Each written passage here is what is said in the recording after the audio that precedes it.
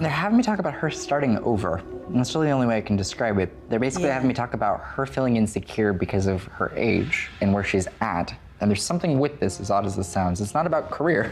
Yeah. It's not about career. Like, I'm not focused on career. I'm actually more focused on her, where she's at her age. Obviously, she's still young, but there's this feeling of trying to plan the future and feeling that she's behind in some way. Yeah. Liberty has just been going through a rough patch. It was weird because I don't want to, I don't want to breach her confidence. If she was here, she may want to say it or she may not. So I think as her sisters and as her family, we all try to help her move past it and become the person she's supposed to be. And they're needing to let her know, like, no, this is good. Like, the best is yet to come. You need to be able to get all this stuff from the past out so that you can focus I got to text her this right now. And that it's worth the effort. Should I call her? Yeah. Hello, Liberty speaking. Hi, Lib. Hi. I'm just going to put you on the phone to Tyler. Is that all right? Yeah, sure. Yeah, okay. Hi, Lib. This is Tyler. Hi, how are you? Oh, doing great. I'm just sitting here with your sister having a good old time. There was a message that came through for you, and I just wanted to deliver it to you firsthand because it seems like it was pretty important. Basically, with where you're at right now, it's gonna get a lot better. They've been watching over you over the past year, and they want you to know that based on where you're at, that like the best is yet to come with this, because they're having me talk about how you feel about yourself at your age and where you're at, and they just want to let you know, like, you're fine, it's gonna be good, but they're having me acknowledge cutting this cord from the past and making sure that we don't re-involve ourselves in it in any way. So it's very, very much like, good job for cutting that cord, severing those ties, but make sure we keep those cords kind of severed, is the message. And, wow, okay. And so basically the feeling— Wow, that's fascinating. Yeah, so please know in whatever way, if that does apply, that this is a message you're meant to hear and that ultimately you're on the right track, the best is yet to come, and just stick to your guns with this because you're making the right choice. With mom, with the wait, no, this woman's coming through. Is your mom deceased? Yes. The way this is being communicated is Anna's coming through and referencing to this feeling of like, I'm sorry with how the circumstances went with, and then I get a reference to sister. Oh, God. And I think that would be referencing to your sister as far as the circumstances of the passing or this reference, but it's acknowledging your sister very distinctly and a feeling of not having a resolve that she might have needed. In reference to this passing, but there's a very distinct acknowledgement of an understanding of that relationship, and it definitely refers to both, but this is strange. When your mom comes through, it's interesting because there's a feeling of like, your mom gives me this feeling of almost like I don't have enough time to really think about what I'm about to face, and that's what makes this so hard.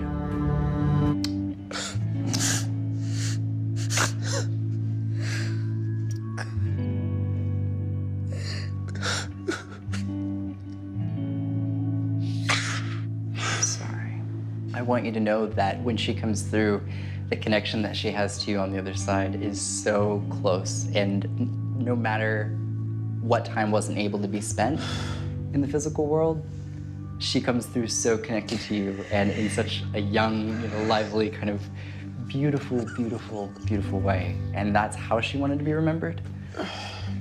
But I want you to know that she's resolved with her passing. Yeah, she shouldn't have died.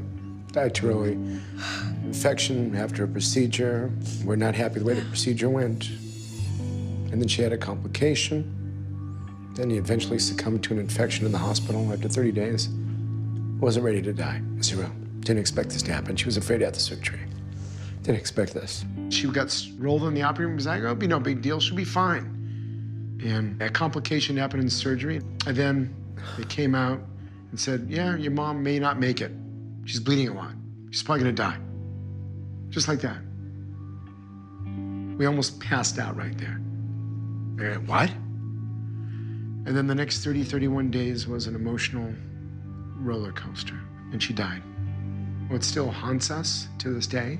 And I'm blaming myself sometimes, thinking, well, if I was there, if I would have spoke to the doctor and would have said this, would she still be living today? And then at the end, knowing that this was in the hospital and this is her blood, It's...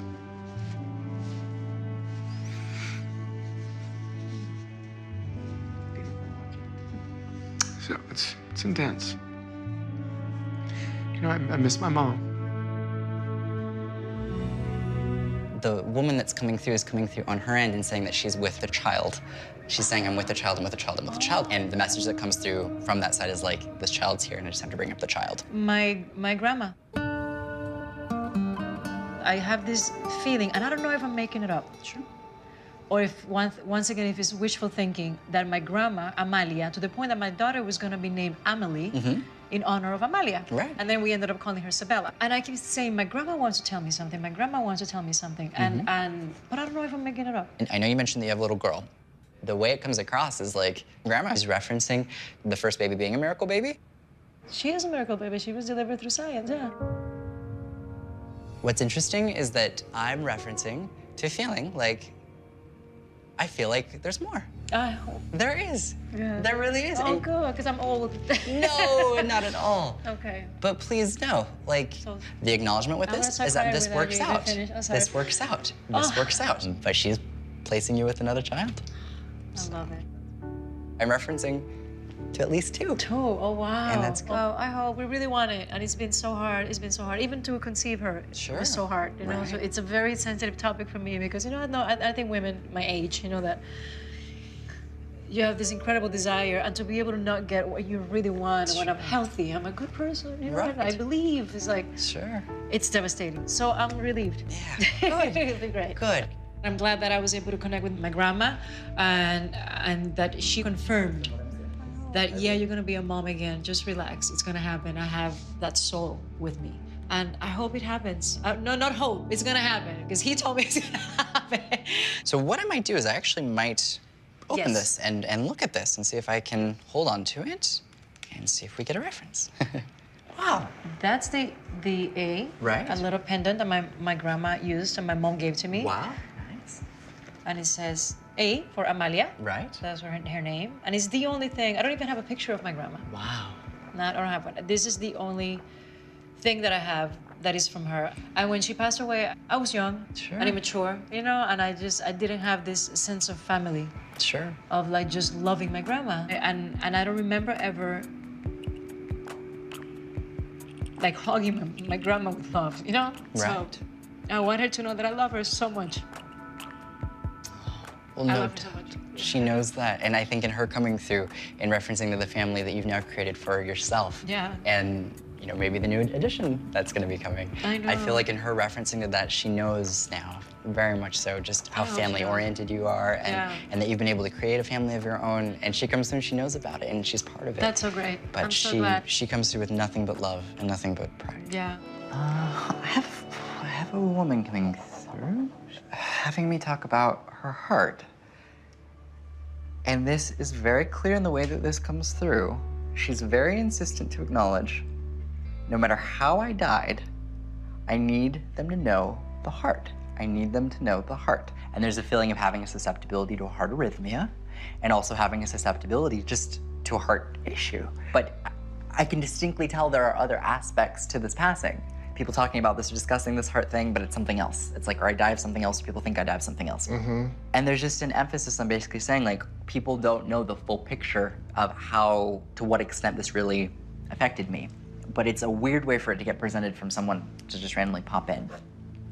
Have there been recent discussions about an individual having, like, a heart thing? Have people said someone had a heart condition? my ex-wife. Okay, this feels heavy. Oh boy. She used drugs, but the way she passed was not a way that I would have I can accept that she passed. Wow. The way this comes through, and I'm going to handle this sensitively, the feeling that comes across is that if someone may have used substances to some extent throughout their life, the feeling is that I know that when I utilize these substances, I'm not going over the amount that I would know to normally take. This doesn't feel like someone who's necessarily directly blaming drugs, even though there's obviously contributing factors, but there's something else. it's hard. It's hard. heart is fundamentally what she perceives as being the catalyst To her. to her death. Just because the amount that she would have used, she'd done before. And so the feeling Right. is like, it didn't kill me then, why would it kill me now? Unless there's something wrong with my ability to kind of process or metabolize this. Okay. She's very selective in the way she comes through. She's not giving me like a ton. She's very private. When she's connecting, always very, been that. very, very private. When he brought up the heart situation, it made some sense. He was bringing forth my ex-wife, and I mean, I don't think he knew that it was my ex-wife that was communicating to him. Yeah.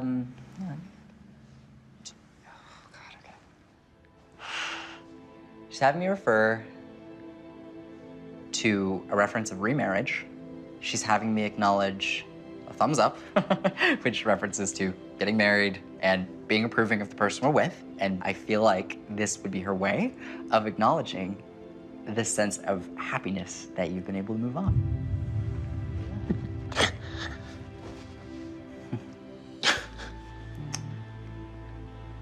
Oh, man. Yeah, that's a lot. You're amazing. Oh, you're so sweet. Thank you. I mean, they are connected to you by the love that you have for them and that they have for you.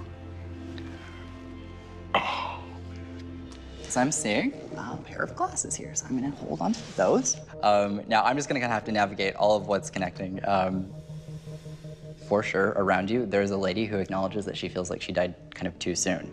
The thing is that she feels like she at least got to reach middle age, or at least got to kind of reach around that time frame. And she's like, I got to this point. It's not like I died in my 20s, but I didn't die in my 80s. The feeling that comes through with this, technically, it was more of a feeling of like, when it comes to getting the news of my passing, I feel like not everyone at one point was kind of around or had the opportunity to say goodbye. So when we hear, it's almost like, oh my God, this is a surprise or a shock, because it's almost like I would want to be holding her hand in the moment that she passed. Oh my gosh, that's crazy. She's having me acknowledge a reference to a battle. She's having me talk about the last 6 months of her life, and then she's having me refer to spreading. She has me refer to 4 girls that I need to highlight, but I can't even breathe. Where would the 4 girls be total? There's 4 of them. Awesome, great. From her perspective, the feeling is like, I think I'm ready to go. I just am not ready to leave my family. And the feeling is, from her perspective, like, This is crazy. when I pass, I'm not gonna be worrying about myself because I'm worried about my girls. And she goes, Oh my gosh, you're so sad, my girl. yeah. Oh my gosh. She's saying, my girls, my girls, my girls. And then she's like, Oh my I'm okay when I gosh. transition, but I'm worried about my girls. I wanna make sure my girls are gonna be fine. And she is having me acknowledge that there's a feeling of, at the time of her passing, the reason why I wanna emphasize this feeling of kind of suddenness is because I don't feel like everybody got to actually My be there sister in that moment. didn't. My sister didn't get to say goodbye.